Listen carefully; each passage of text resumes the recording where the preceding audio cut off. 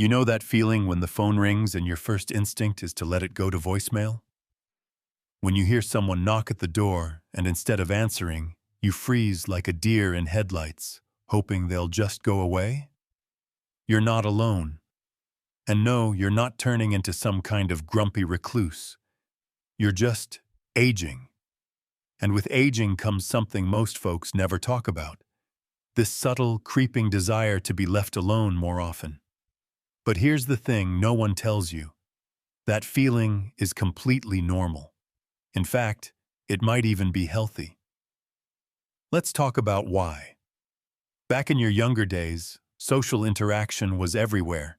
At work, at school, through your kids, on the bus, at the grocery store. People were always around, and you got used to it. Maybe even relied on it. But as you get older, something changes. It's not that you dislike people. You just don't need them in the same way. Not all the time. And that's not selfish, antisocial, or weird. It's psychology. Deep, well-studied, and actually very logical psychology. Reason number 1. Your tolerance for nonsense drops to near zero. When you're young, you put up with a lot. Bad friends, gossip, pointless small talk, family drama. The guy who talks about himself for 2 hours without asking you a single question. But as the years go by, your patience for that evaporates. You've spent decades dealing with nonsense, and at some point, your inner self just goes, no more. You stop pretending to laugh at jokes that aren't funny.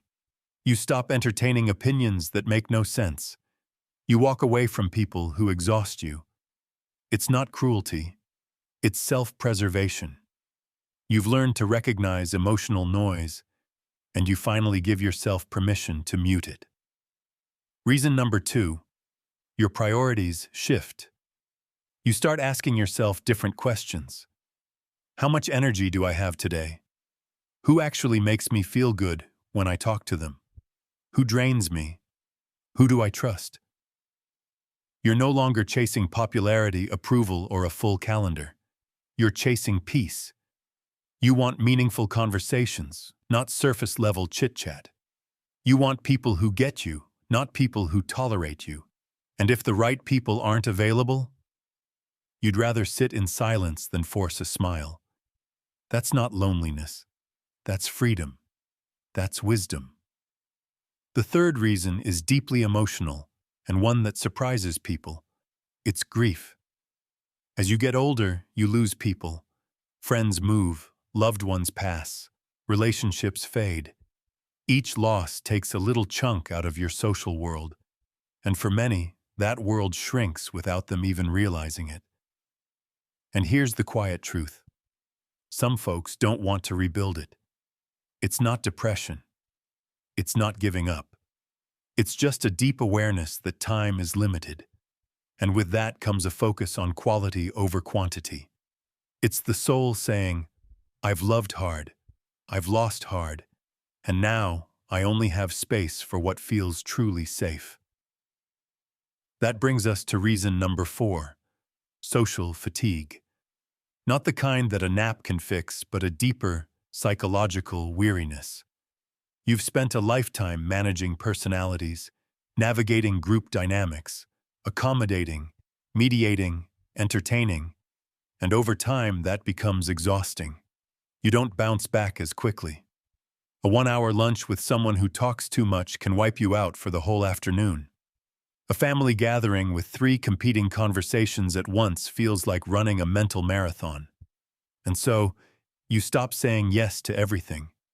You choose rest over obligation. You protect your peace like it's sacred, because it is. Let me tell you something most people won't say out loud. Older people aren't always lonely. In fact, many are deeply content being alone.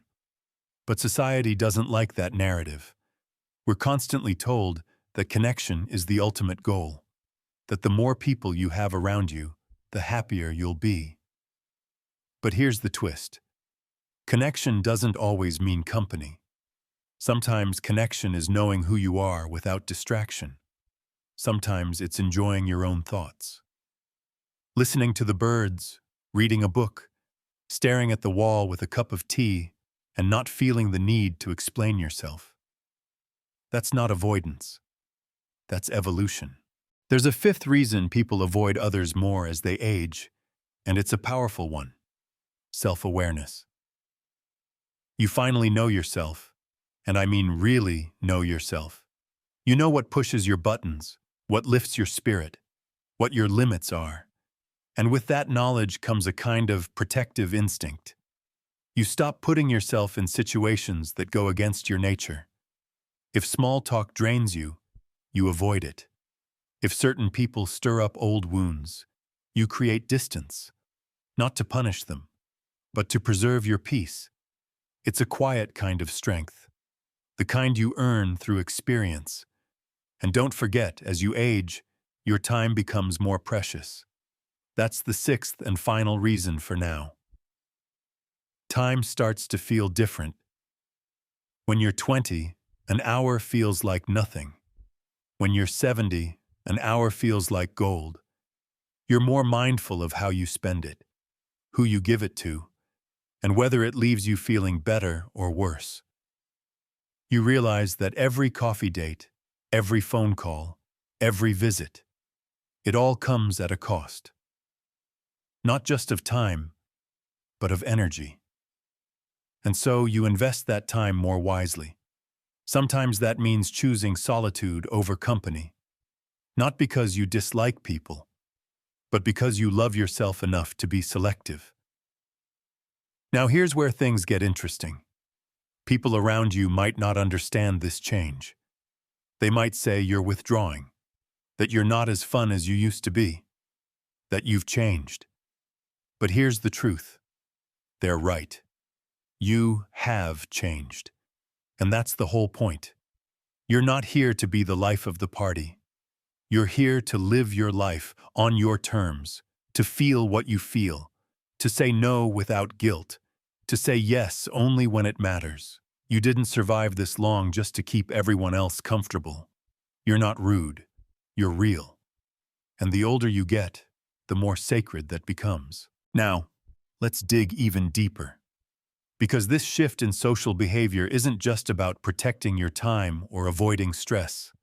It's also about clarity. There's a kind of mental sharpness that comes with age, not in the sense of memory, but in awareness. You start to see through things faster. The fake smiles, the flattery, the one-sided friendships. You don't need a 3-month fallout to realize someone's not right for you. One conversation can tell you everything. And that awareness can be exhausting if you're still trying to play the social game. So instead, you step back. You simplify. You let go of the need to explain yourself. You stop justifying why you left the party early or didn't return that call. You no longer owe people your presence just because you used to. That kind of self-honesty can feel like isolation from the outside. But on the inside, it feels like relief. Another part people don't talk about enough is your changing capacity for emotional labor. You might have been the peacemaker in your family, the go-to friend, the one who always reached out first, kept the connections alive, made the plans. But after decades of being the glue, you begin to ask, who's holding me together? And if the answer is no one, you slowly step out of that role, not to punish anyone, but to stop betraying your own needs. You trade people-pleasing for peace of mind. And yes, some people might fall away when you stop carrying them. But the ones who stay? They're gold. And let's not forget the body's role in all of this. Physical aging affects your social behavior too. You may tire more easily. Loud environments might be overwhelming. Your joints ache. Your back needs support. And suddenly that 2-hour dinner with 5 people doesn't sound like fun. It sounds like endurance training. That physical strain, mixed with mental fatigue, makes quiet time feel like a gift. So you adjust. You decline more invites. You prefer early afternoons over late nights. You design a life that fits your body, not the other way around. Then there's a layer we haven't even mentioned yet: identity. As you age, your identity changes. You're no longer the parent of small children. You're no longer climbing the career ladder. You've retired. Or maybe you've shifted your lifestyle entirely. And with that identity shift comes a social shift. The people you once bonded with, fellow parents, co-workers, younger relatives, they may not feel as connected to you anymore. Not because you've done anything wrong, but because your lives no longer mirror each other. You move into different rhythms, and that's okay. You're not meant to hold on to every connection forever. In fact, letting go can be one of the healthiest things you do. Because what you make space for, those quiet mornings, the phone call from the one person who really gets you, the long walk without having to perform for anyone, that's the stuff your soul actually craves now. Less stimulation, more meaning. Less noise, more depth. It's not about rejecting people. It's about refining your circle. And that refinement can feel lonely at first. But eventually, it becomes a kind of clarity. Some people will never understand this. They'll say, "You used to be so social," or "Why don't you come out anymore?" And you might struggle to answer. Because how do you explain 1,000 quiet realizations? How do you summarize decades of growth in one polite sentence? The truth is, you don't owe an explanation, not anymore. You've earned the right to disappear into your own peace without guilt. And here's something that might surprise you. This shift in behavior, this quieting of your social life, it can actually extend your life.